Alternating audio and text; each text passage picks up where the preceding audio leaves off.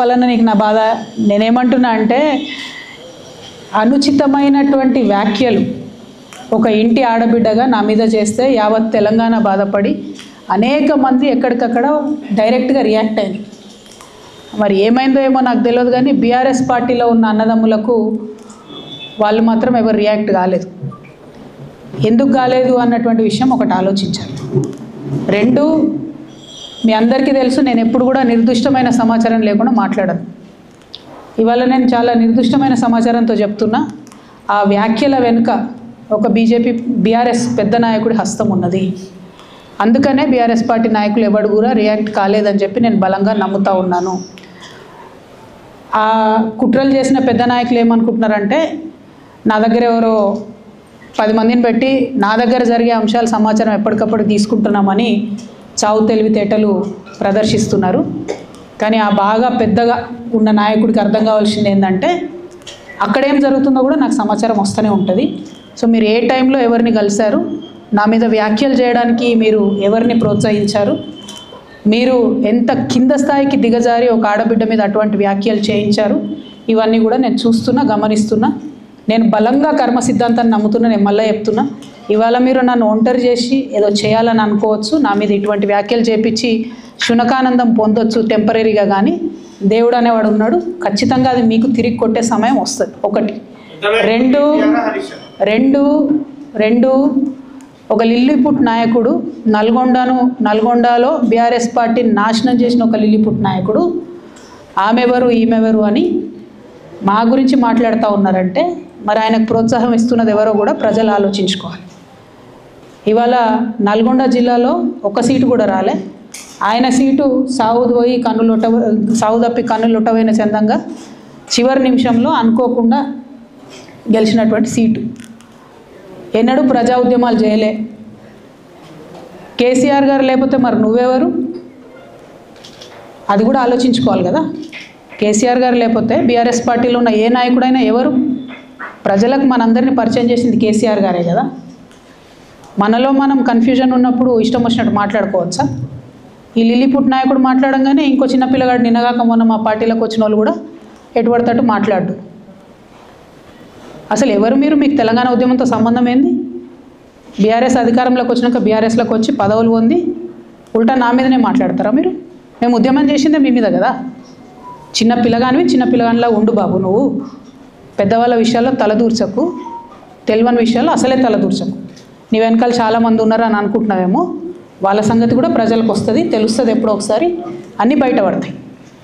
ఒక ఆవేదనతో చెప్తున్నా, నేను ఉట్టిగా చెప్తలేను. రాజకీయం చేయొచ్చు, కానీ ఇంత నీచంగా ఒక ఇంటి ఆడబిడ్డ మీద ఇటువంటి మాటలు మీరే అనిపించి స్పందించకుండా ఉంటారా? తెలంగాణ ప్రజలు ఊరుకోరు, నేను చెప్తున్నా.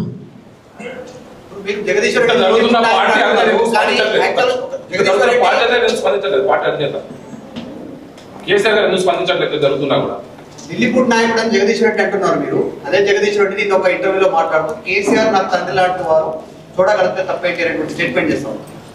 నేనేమంటున్నా, కేసీఆర్ గారు నాకు తండ్రి.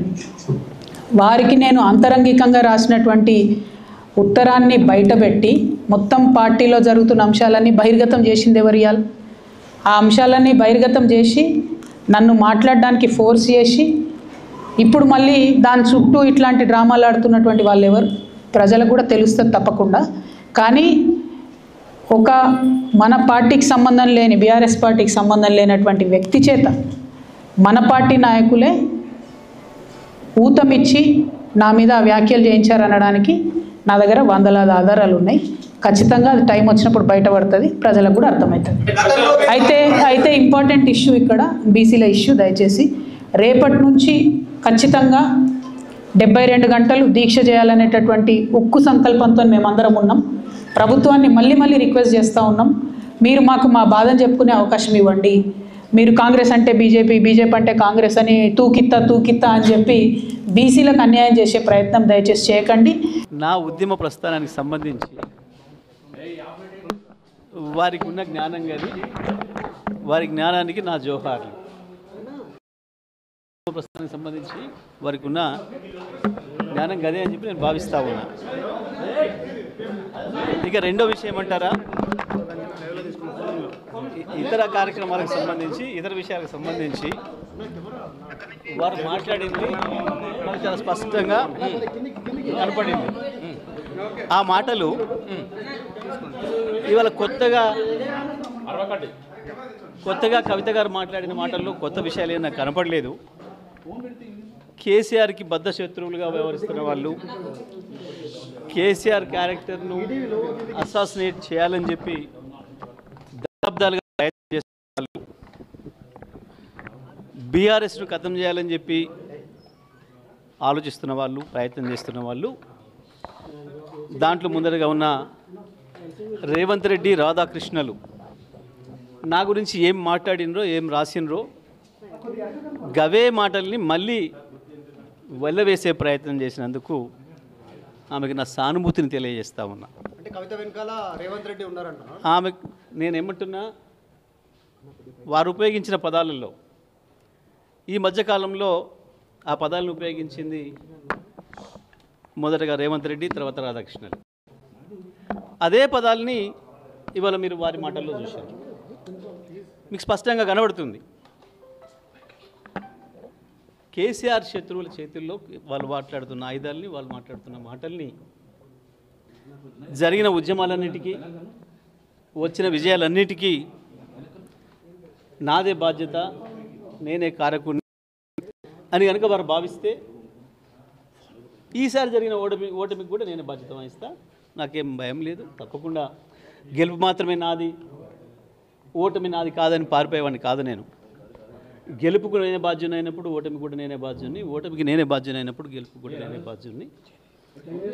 2001 నుంచి ఇప్పటి వరకు జరిగిన నల్గొండ జిల్లాలో జరిగిన ఉద్యమాలన్నిటికీ, గెలుపటంలన్నిటికీ నేను బాధ్యుని, అందులో నాకేం సందేహం లేదు. నేను ఒక్కరిని మాత్రమే కాదు. తప్పకుండా పార్టీ అనేది గొప్పది, పార్టీ అనేది పెద్దది. మన గెలుపోవడంలకు అన్నిటికీ కొంతమంది తమకు తాము ఎక్కువ ఊహించుకొని ఏదేదో అయిపోతారు. కానీ నేను అట్లా అయిపోయింది కాదు. నేను పార్టీ సైనికుల్ని, క్రమశిక్షణ గల సైనికుల్ని 25 ఏళ్ళుగా. ఆ విషయం కేసీఆర్ గారే ఎన్నో సందర్భాల్లో చెప్పాను, మీ అందరి సాక్షిగా. కాబట్టి